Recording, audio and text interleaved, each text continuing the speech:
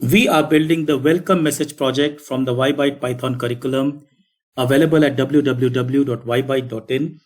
We just created this name string function which uses a keyword argument, which is very flexible because I can provide any number of, let's say, named arguments from outside, which then become a dictionary. I use another dictionary here called strength to determine a name string. As I said, none of this is very serious. Everything is fun here because we now can provide, for example, let's say different number of named arguments, and hence the project is the program is actually quite flexible. But remember, whenever we give some kind of flexibility to the user, there's always a possibility of, let's say, some problems which we have to be watching out for, which we have to be protecting ourselves against. Now, in this case, it's very nice because user can choose to provide, let's say, name, surname, nickname, alias, or AKA. Any combination of that can be given. For example, here I can just say, well, I just now use NS's name string, let's say, only name, but I can also choose to provide, let's say, name and let's say alias. So any combination of that is perfectly fine. But what happens if my user is, let's say, over enthusiastic and tells me, well, please find me name string.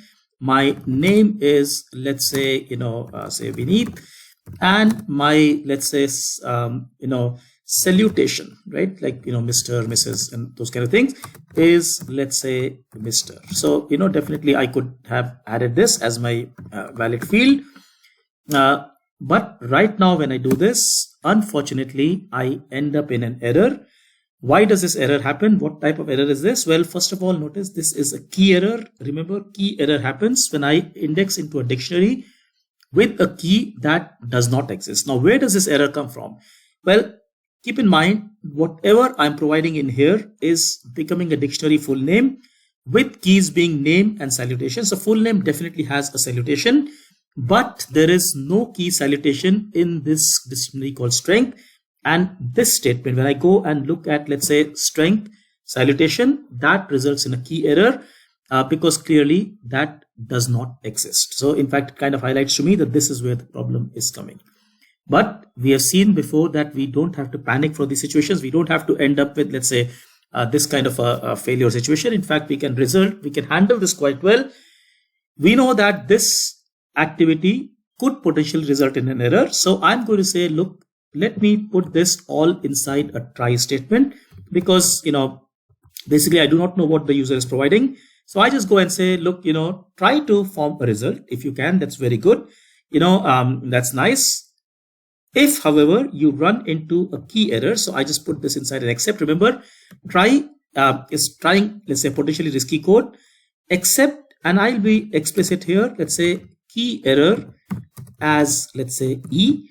Let's say, I just tell, that what is the error. So I'm catching this specific error and I just then put this thing, perhaps you are providing, say, too much information. Maybe hopefully this will be, let's say, good enough for the player to understand that maybe he or she is providing too many things which I didn't need. Else, however, in case there is no key error. Also, before I do go there, I'll just put another except clause for any error that I'm not anticipating right now. Remember, exception as E. Again, if it's not a key error, but it's some kind of error, I can just put again, let's say something went wrong. And just for the user's benefit, I go and, let's say, put an E outside once again. If, however, everything goes correctly, that is my else statement. And I just go and say, well, inside this else, I go and, let's say, return a result. And if you really want, you can also put a finally. Remember, finally will be run no matter whether there's an error or there is not an error. So I can, let's say, once again, put, let's say, a print, a little bit cryptic print. Hopefully, this stage was fine too, right? Hopefully, this stage was fine too. Now, we can run this code now. So I'm going to now run this piece of code. First, let's do a legitimate case. Again, remember, I'm going to try and create the name strength, from this for loop. In this case, I expect it to pass, which means that the else part will get activated. I will get a result coming out. That is, let's say in this case, probably 60. and I will nonetheless get this print in the finally, because finally will be run anyway. So when I do this, that's exactly what happens. I know that finally code has been run, print, and I know that NS has been returned. That value is now 60. On the other hand, when I run this, for example, with a key that is not available to me, that is, for example, salutation, well, that tells me perhaps you're providing too much information. Salutation, it kind of tells something, oh yeah, okay, something is going wrong. That was a key error that I caught, and it tells me still, hopefully this stage was fine too. When that's because, remember, even in case of an error, finally would run. Perhaps this will be confusing for the user, but that's the way the code is written. So see how we are using, once again, try, except, else, and finally to catch, let's say, errors in this function. Now, whatever function you're writing, try to anticipate the errors. I have deliberately done it this way so that I can illustrate, let's say, the key error usage here. There could be more errors that you could possibly catch. If something completely goes wrong, which has not been caught, it will just say something went wrong. And we have seen this before. I hope this has been interesting to you.